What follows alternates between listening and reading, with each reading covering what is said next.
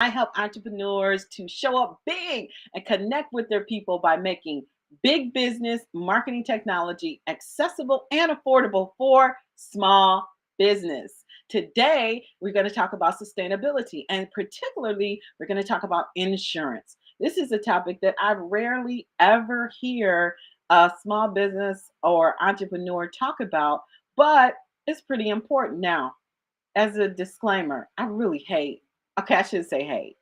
I always get on my kids about saying hate, but I don't, I understand we need insurance, but what I don't like about it is you can't predict when you're going to need it. So you just basically have to, you're paying for peace of mind that you're covered in case something happens. And I just accept that. But when I think about, when I calculate out how much money I've spent over the years on insurance and haven't actually had to use, I kind of go, eh.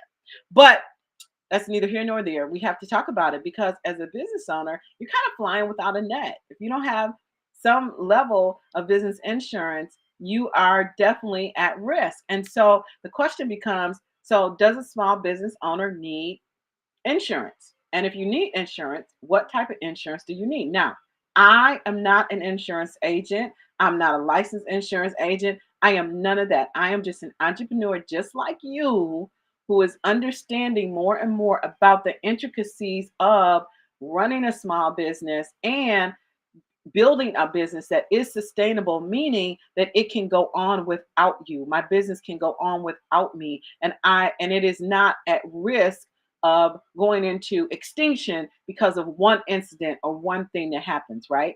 So what I want to share with you today are just some types of insurance, and also some steps that you might want to follow to go about the process of determining, what insurance might you need and how to go about finding someone. I was really connecting with this topic after I worked with my advisor, and we talked about kind of that advisory team that you want to have as a small business, and one of those roles was the insurance broker. An insurance broker is great because they're not going to just, if you go to Hartford or you go to Cincinnati Life or wherever, they're going to sell you their product. But if you have an insurance broker, then they're going to shop the best rate for you, and they're going to understand your business so they can do that effectively. So, for you insurance brokers out there, I am looking for someone, a guy or a gal. So, message me if that is your forte. So let's get into the content. So I have here, this is from the Small Business Administration, and they have outlined 6 types of insurance that you may want to have for your business. So I'm just going to read through them real briefly. If you want the link to this article, you can message me or you can Google it. But I think it's important that we talk about it. So the first type of insurance is general liability insurance. This is for any business. And basically, general insurance coverage, it covers financial loss as a result of bodily injury, property damage, medical expenses, libel, slander, defending lawsuits, and settlement bonds for judgments. So, um, somebody just don't like you. You said something that they didn't like, and you said it in a way that they feel like you slandered them. What are you going to do? You need to get a lawyer. There's things you need to do. This might be a good option for you to have for everybody to have general liability insurance. So check it out. The second option is product liability insurance. This is for businesses that manufacture, wholesale, distribute, and retail a product. Like you have a physical product, not an online product, but you have a physical product. Then product liability insurance is coverage that protects against financial loss as a result of defective product that causes injury or bodily harm. So that's product liability insurance. The next type of insurance is professional liability insurance. And this insurance is for businesses that provide services to customers. So in my mind, I'm thinking hair salon, accountant, um, uh, I don't know, eyebrow technician. I'm only thinking like things that I use. So this coverage protects against financial loss as a result of mal wait malpractice, errors, and negligence. Okay, so you put some relaxer in somebody's hair and it fell out, that would be covered under like professional liability insurance.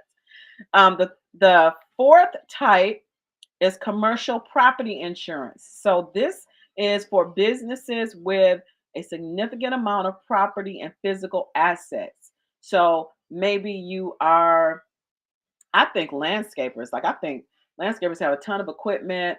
Or maybe you're an electrician, maybe you know who works independently, anything like that.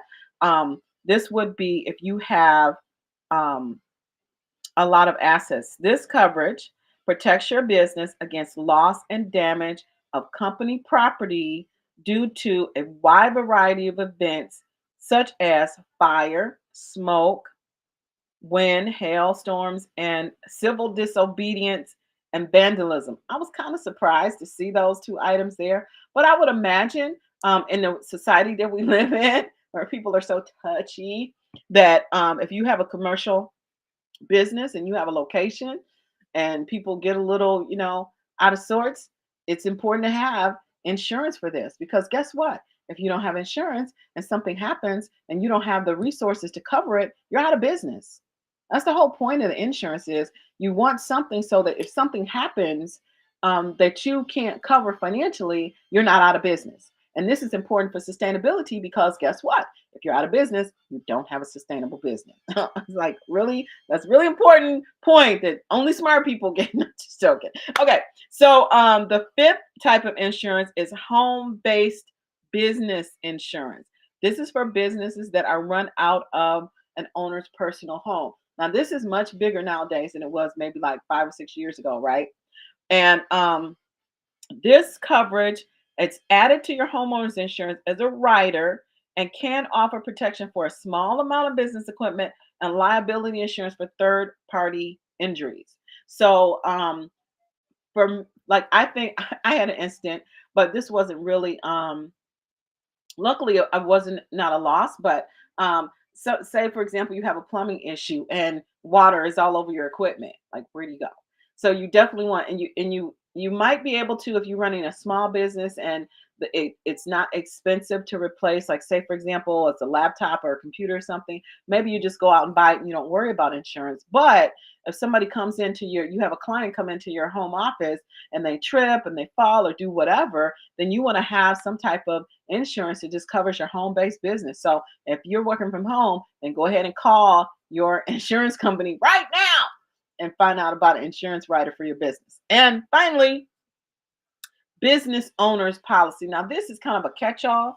This is for most small business owners, but especially home-based business owners. And this is a business owner's policy, and it's a package that I'm just reading this obviously. It's a package that combines all of the typical insurance coverages options into one bundle.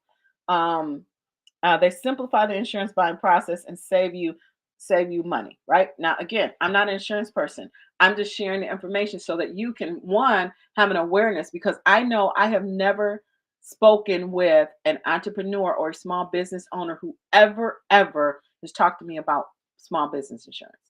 I've people will talk to you about, hey, who do you use for your website, or yeah, what do you know about SEO, or what are you doing to get clients in your business? But I have never ever heard a small business owner or entrepreneur, and I'm getting around, say, hey, who you use for your insurance broker ever. So I know that this is a topic that as small business owners and entrepreneurs, we need to kind of start talking about because we want to make sure that our businesses are sustainable and we don't want to get caught. So I'm going to talk about 4 steps for buying insurance. And the first step is to do kind of an assessment of your risk, right? If you are a small business owner, you have an online business, you don't have a lot of equipment, you don't have people come to your house, maybe you decide you're going to meet them at a coffee shop or something, then maybe you don't need business insurance for that. Maybe if you're not doing something life threatening, maybe you make a decision that you don't need it. The important thing is that you do an assessment, okay? That you do an assessment, that you raise awareness, which hopefully this video raises awareness, and then you take an action to at least decide that you are or are not going to have business insurance. This is the key, right? Because some businesses might find that this just not it's not economically feasible. It's not necessary. The second thing is find um, a reputable insurance broker. Okay. The article from the Small Business Administration says find an insurance agent, but I'm going to tweak this and say get a broker, not an agent, because a broker has access to multiple different insurance companies and can really do a better job of looking for the best policy for you. Okay. Whereas an insurance agent is going to sell you whatever their company offers, which may or may not be a good fit for your business. The third thing is to shop around. But if you have a good broker that you can get, if you get a good recommendation for a broker, you can shop around for a broker. But once you have a broker, you want to be able to have them shop around for you and always be keeping mindful of the best rates. And that's important because as your business grows, your risk will increase and change or decrease or change. And you'll need to reassess. It's kind of the fourth step. You need to reassess your need for insurance every year, because as your business grows and changes, then you're going to need potentially different coverages, different amounts of coverages, and you won't know unless you perform that assessment. So I hope this was helpful for you, and that you have an awareness now, and you will, excuse me, mm,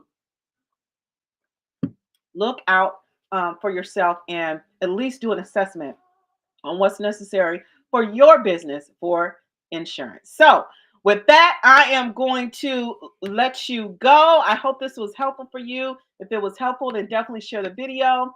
If you are an insurance broker, I would love to have you on and talk to my audience about kind of the best things to look for with insurance. That would be great for entrepreneurs and small business owners. So message me if you are listening and you are an insurance broker or you know a great insurance broker. And I will talk to you next time on Jules Gems. Bye for now.